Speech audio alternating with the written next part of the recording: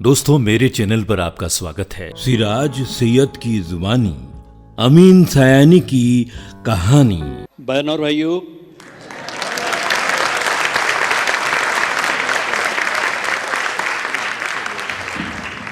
अमीन सयानी की आवाज, अंदाज और बीना का गीत माला जैसे देश के पहले हिट रेडियो प्रोग्राम के बारे में। लेकिन हुआ ये कि कुछ ऐसे गरजे बादल, कुछ ऐसी चमकी बिजलियां कि उस गरज और उस चमक में मुझे आप लोगों की शिकायत सुनाई देने लगी।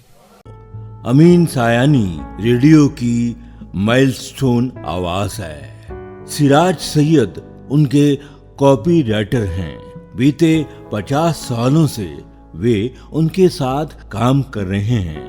वे एक जाने पहचाने प्रोग्राम प्रेजेंटर और सिने आर्टिस्ट भी हैं। सीनियर जर्नलिस्ट और राइटर शकील अख्तर ने उनसे हाल ही में बातचीत की है। इस बातचीत में सिराज सैयद ने अमीन सयानी के रेडियो सफर को बशिद्दत याद किया। सुनिए उसी बातचीत के विशेष अंश। सिराज सैयद की जुबानी, अमीन सयानी की कहानी।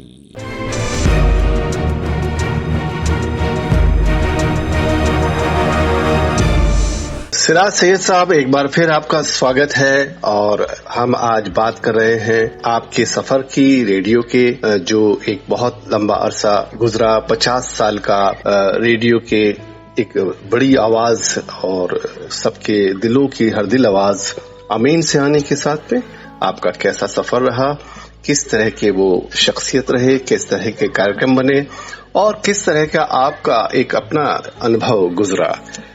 आज हम उन्हीं बातों पर बात कर रहे हैं। एक बार फिर मैं ये जानना चाहता हूं कि अमीन सयानी साहब को आप अपने लफ्जों में एक जो उनका सार है, उनके शख्सियत का, उनके रेडियो को दिए कंट्रीब्यूशन का, योगदान का, आप किस तरह से उसको डिफाइन करेंगे, कहना चाहेंगे उसके बारे में? सबसे पहला लफ्ज जो उभर के आता है जहन में वो है परफेक्शनिस्ट। परफेक्शनिस्ट, अच्छा जी। यानी कि जो भी है चीज को बेहतरीन बनाने की कोशिश। बहुत अच्छा। जी हाँ, परफेक्ट होना चाहिए। जी जी। तो दूसरी बात तो वो कहते थे कि जबान आसान होनी चाहिए, आम फहम। जी, आम फहम होनी चाहिए। इसमें बहुत ज्यादा ना तो उर्दू हो ना तो बहुत ज्यादा हिंदी हो। जी, आम हिंदुस्तानी जबान। आम हिंदुस्तानी जबान जी। और जब वो काम करने बैठते थे तो फिर घड़ी नहीं देखते थे। स्टेज पे हमने मुंबई में 8-10 शो किए हैं मिलके। जी। एक माइक्रोफोन पर एक सिरे पर स्टेज के वो खड़े हो जाते थे, दूसरे सिरे पर मैं खड़ा हो जाता था जी। और हम मिलके करते थे। तब मेरी उम्र 18 साल 19 साल की थी। जी जी जी। हाँ, एक चुटकुला सा लतीफा सा हो गया था, मैंने ही बनाया था जी। कि अचानक मैंने पूछा कि आपकी बड़ी में क्या घजा है?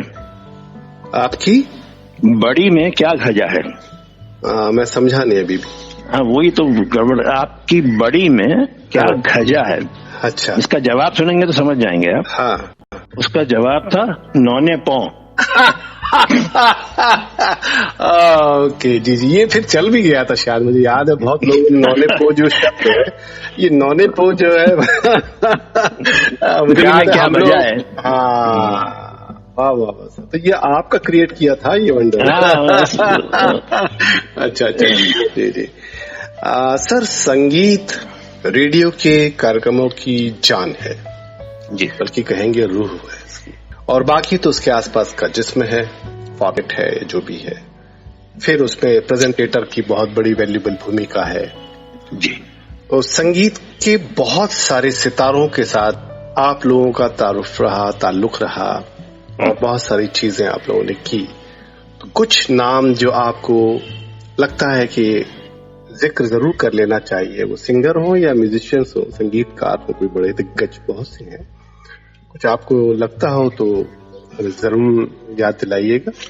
गुजरे दौर के लगभग सभी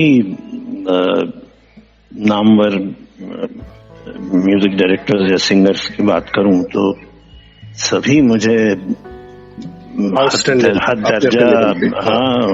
दर्जा अच्छे लगते थे, आउटस्टैंडिंग लगते थे। इत्तेफाक से कई लोगों से मैं मिला भी, कुछ लोगों से नहीं मिल पाया क्योंकि उनका इंतकाल हो गया था।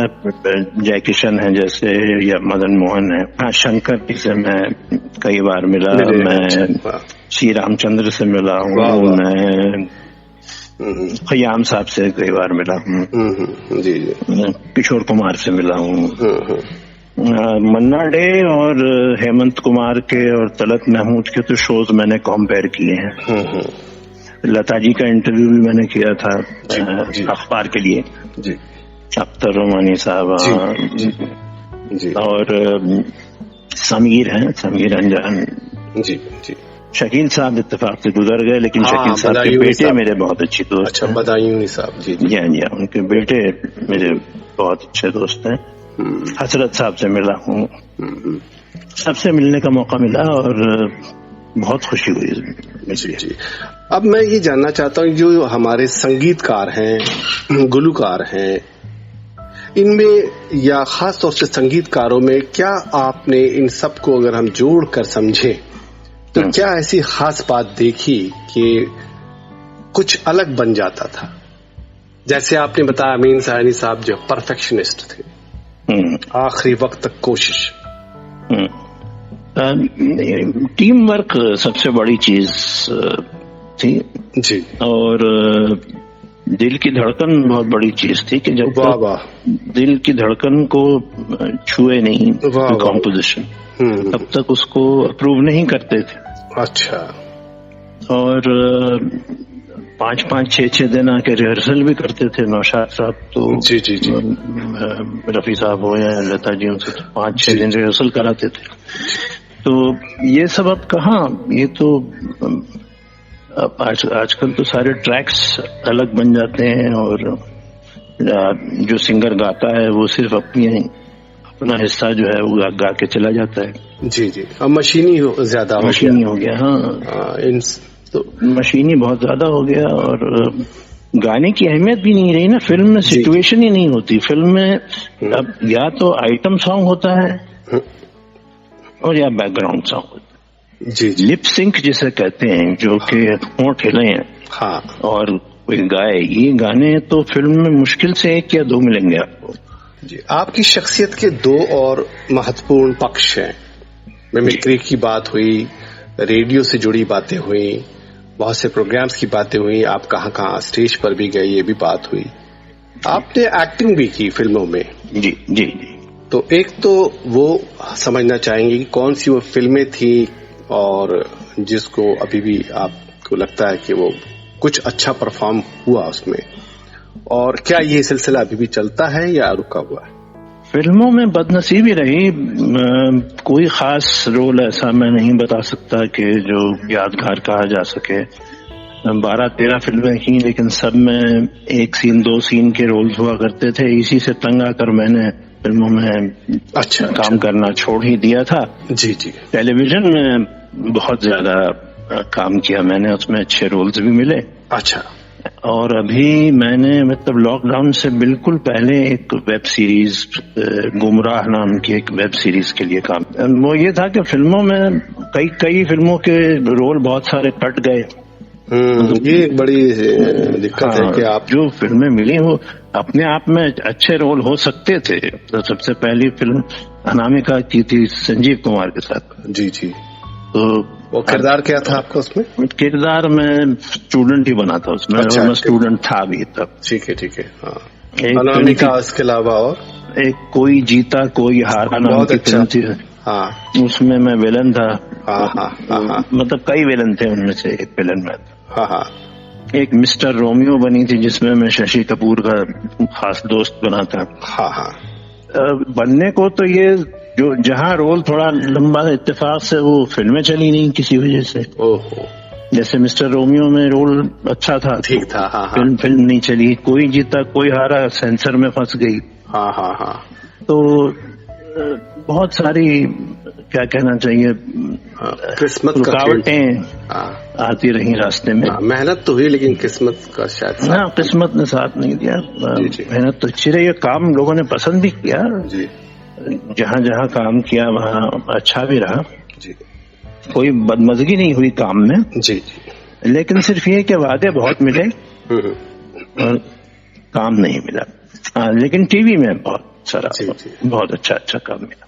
सर, आप बहुत सारी दूसरी चीजें भी करते रहे हैं, जैसे मैंने बताया शुरू में कि फिल्म फेस्टिवल में आप जाते हैं, गोवा में और मुंबई में भी आप, जहां आपको अच्छी फिल्म या अच्छी कोई बात दिखती है देखते हैं, और जाती जिंदगी में भी इसी तरह के कामों में मसरूफ रहते हैं। एक जो आपका जो बहुत गहरा पक्ष है, मैंने अक्सर महसूस किया है, आप बहुत अच्छे लेखक भी हैं, और जितना अच्छे आपका एक्सप्रेशन पावर है, अंग्रेजी पे जितना अच्छा कमांड है, जितना अच्छा बोलते हैं लिखते हैं, उर्दू में भी हिंदुस्तानी जबान में भी, वैसे ही आपका अंग्रेजी में, और आपके पास बहुत सारे एक्सपीरियंसेस हैं। और मैंने देखा कि आप सोशल मीडिया पे कुछ कभी पोस्ट मैंने आपकी देखी है, वो बहुत अलग ही रेफरेंस पे जाती है और बहुत बड़े गहरे तरीके से किसी आर्टिस्ट को, किसी कला को प्रेजेंट करती है। तो ये क्या कोई किताब या कोई ऐसा कुछ आपके मन में है, या आप ऐसा कुछ राइटिंग का काम कुछ करने जा रहे हैं या करते रहे हैं? नहीं, लोग कहते तो हैं कि किताब लिखो, कई साल से लोग मेरे पीछे पड़े हुए हैं। हाँ। मगर मुझे अभी तक यकीन नहीं है कि मैं जो किताब लिखूंगा वो कोई पढ़ना चाहेगा। ये जब तक मुझे यकीन नहीं होगा जी, तो फिर लिखने का कोई मकसद नहीं है। जी जी। मैं ये फेसबुक की पोस्टिंग्स तो मैं ऐसे ही करता रहता हूँ। असल में मैं कॉलम लिखा करता था, you share your birthday with. अच्छा, ये अखबार में लिखा करता था कॉलम में। हाँ, जो भी स्टार है उसके लेकर। हाँ, तो उससे मुतासिर होके मैंने सोचा चलो लॉकडाउन में कुछ न कुछ किया जाए। वैसे लिखा बहुत है मैंने मैगजीन्स एडिट भी किए हैं, एडिटर भी रहा हूँ जी। लेकिन किताब लिखने के बारे में अभी सीरियस नहीं हूँ अभी तक। तो लेकिन कभी मन आएगा तो जरूर ऐसा करेंगे, खुदा की मर्जी हुई जी तो जरूर करेंगे। तो माथा ठनकेगा। जी जी। तो बहुत बहुत शुक्रिया सिराज सैयद साहब, आज आपने अमीन सयानी और आपके इस रेडियो सफर के अलावा आपकी दूसरे क्रिएटिव रचनात्मक दुनिया के बारे में हमें अपनी जानकारियां दी और उस सफर पे हमें भी ले गए। बहुत शुक्रिया। कुछ आखिरी बात कहना चाहें तो जरूर कहें। आखिरी बात तो सिर्फ ये कहना चाहूंगा कि अच्छी अच्छी फिल्में देखिए जी, अच्छा म्यूजिक सुनिए, वाह जी, अच्छी अच्छी किताबें पढ़िए जी, एक दूसरे से भाईचारा बनाए रखिए जी। और इन सब बातों की मेरा ख्याल है आप एक ट्रेनिंग भी देते हैं, कुछ आप सेशन? हाँ, मैं ट्रेनिंग भी देता हूँ। मैं सन 84 से ट्रेनिंग देता आया हूँ लोगों को बोलने की और कम्युनिकेशन स्किल्स की। वाह। तो इनसे क्या होता है कि दूसरों के और हमारे बीच पुल बन जाते हैं जी। आजकल सारी दुनिया दीवारें बनाने में लगी हुई है। बिल्कुल सही, जी जी। पुल बनाइए, भाषाएं सीखिए, अलग अलग भाषाएं सीखिए। जी जी। जरूरी नहीं है कि कोई, अगर आपकी मातृ जबान है तो आप सिर्फ वही बोलें, आप 2, 3, 4 जितनी भाषाएं सीख सकते हैं सीखिए और उसका साहित्य पढ़िए। वाह। और बस वक्त को सही तरह से इस्तेमाल करिए क्योंकि वक्त जो है वो वापस नहीं आने वाला। जी जी। बहुत बहुत शुक्रिया, धन्यवाद, thank you so much sir, आप हमसे जुड़े और हमें अपना कीमती वक्त दिया। थैंक यू, धन्यवाद जी। इजाजत। नमस्कार। नमस्कार। सीनियर जर्नलिस्ट और राइटर शकील अख्तर ने बातचीत की है। इस बातचीत में सिराज सैयद ने अमीन सायानी के रेडियो सफर को बशिद्दत याद किया। सिराज सैयद की जुबानी, अमीन सयानी की कहानी।